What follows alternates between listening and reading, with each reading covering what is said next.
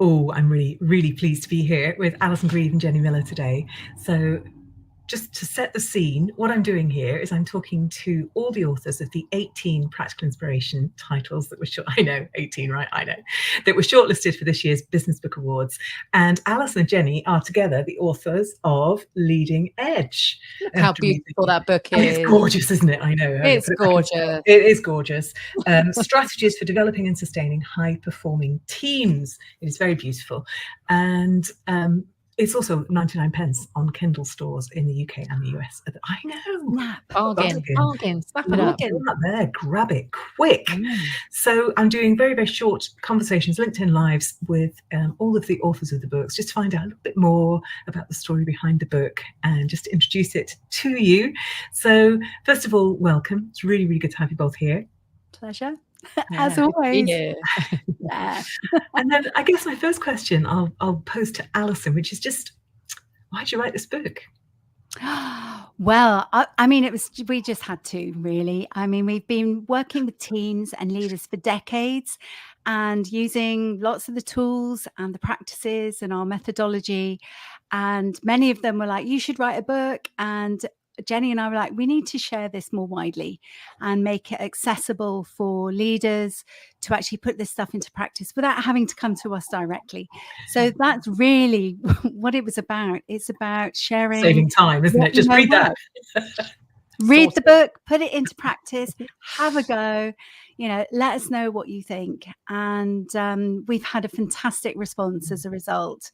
And many of the leaders that we're working with really enjoy, still working with us, but they'll go in the book and they'll do some things in between working with us on what they're doing. So I think it's about empowering leaders on how they take their teams to high performance and to sustain it. That's what we're all about. And teams are always changing. They're in a tough world that's full of lots of tricky situations and complex things. And we've come up with a pile of solutions and frameworks and ideas that are tried and tested and they can use. And so that's what the book's all about. It's very practical. So, and we enjoyed writing it, didn't we, Jenny?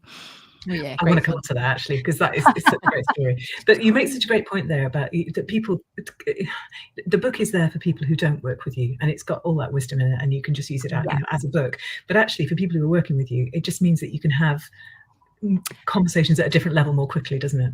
Yeah, exactly. I had a conversation like that with a leader yesterday, in fact, where he referenced something in the book, and I was like, gold star to you for reading it, and it just shortcuts something. I don't have to explain everything from scratch. We can just do it. There's a shorthand that comes when somebody's read the book in a relationship. Here. That's when you know it's working well, brilliantly. Yeah. And there's many leaders who can't afford, the work that we're doing all the time. So 99p, you can then go and put into practice a lot of great things. So yeah, why wouldn't you? Absolutely. And Jenny, I'm going to ask you a slightly broader question, I guess, which is just, why does this stuff matter? Oh gosh, you've asked us something that we're both so passionate about, which is teams. And why do we think teams are important and having a high performing team? I think there's the obvious benefits to the organization of having people that collaborate well together, make great decisions, work well together with other teams as well as the team that they're a part of. But the bit I love about high performing teams is how it makes the team members themselves feel. How it makes the leader feel to be leading a team that's high performing as opposed to a team that's mediocre and okay, which probably, if you're in the mediocre and okay space, it probably feels like a lot of work for the leader, actually. And the team members probably feel like they're pretty much on their own. It's okay because they're working hard as individuals. And we know that there's just so much more to be had in teams that are high performing achieve so much more. People are so much more resilient. People are so much more engaged. They enjoy work so much more. That's actually the bit that I care a lot about. I know you do too, Ali, but but the even better than that is you get all of those benefits from a high performing team, but the organization also benefits massively from a team. As does the world, because actually anything worthwhile that we need to do today has got to be done by a team. And we'd like them to be high performing, please. Life's too short to not enjoy what you're doing at work, because we spend so much of our time there. So, we believe that the route to a happy life at work is being part of a high performing team, and actually it's not just one person's responsibility to create that, it's the whole team's responsibility. So how do you unlock that if we can help more teams to create that through this book, then that's job done for me. Yeah, fantastic. I think there's such a gap in the world and in what's possible for people to achieve their potential as individuals and as teams. And, why wouldn't people want to do that? Yeah. And you don't just talk the talk, you walk the walk as a high performing author team. I honestly never seen anything like it. Just very quickly tell people how fast you did this and with what efficiency you did this. I mean, it's I should do it as a case study. We were talking about how pressure prompted we are. There might be something in that. We were having a conversation this morning about how we respond really well to tight deadlines, to a bit of pressure. Well, not just a bit of pressure, a lot of pressure, and I think I will acknowledge, Ali, that you were the driving force behind both of these books, actually. And how Ali, not this Ali, just to be clear. Yeah. Well, both of you really, because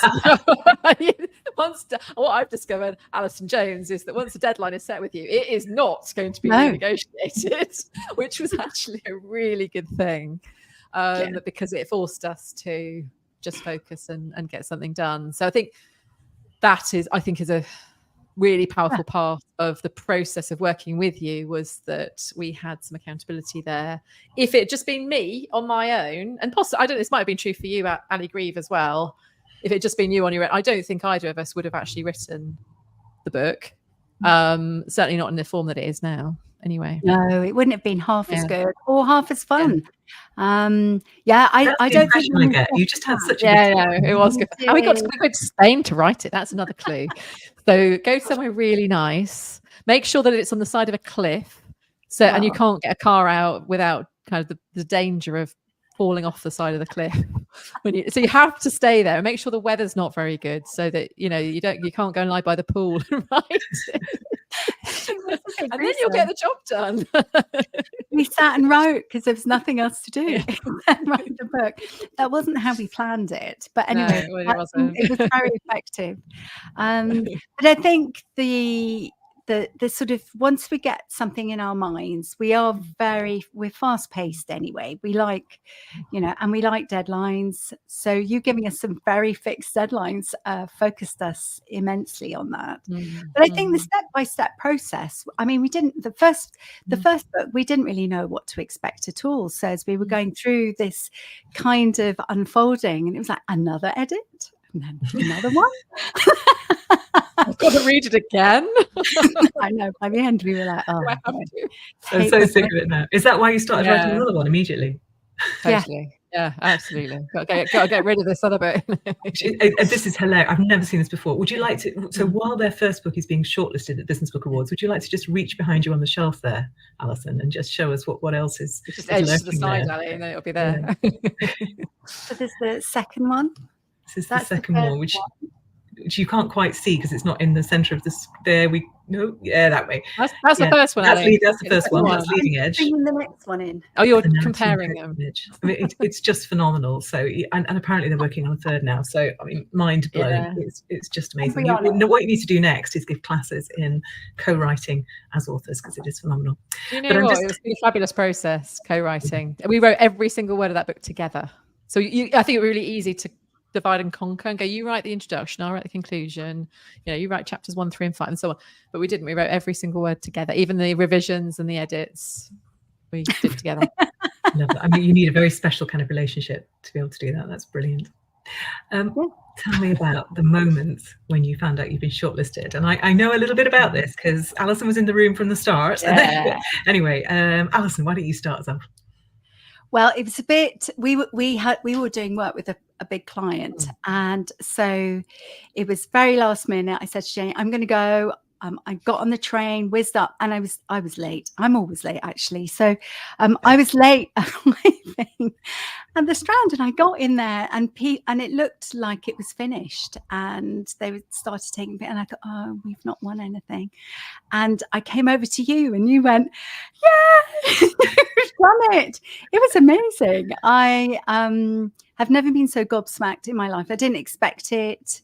It was kind of, let's go to publishers and see what this is like, meet you in person, because we'd never met you in person either. And so what a fabulous feeling. It was just awesome. They said, go and get your photo with the book, which I did bring with me, which was good. And then we went and celebrated.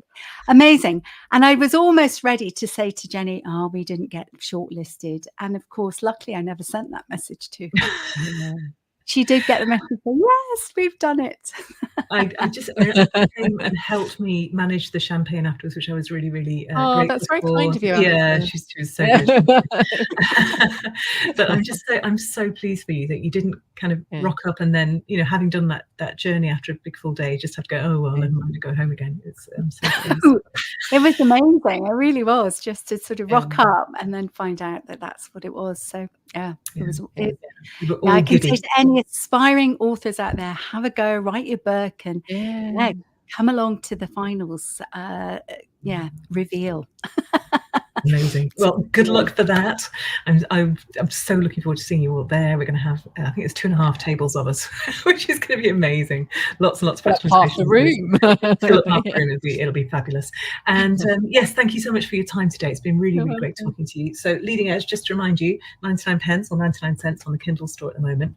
Brilliant teams leadership book, and you couldn't get a better one. So good luck and thank you so much. Thank you. See you soon.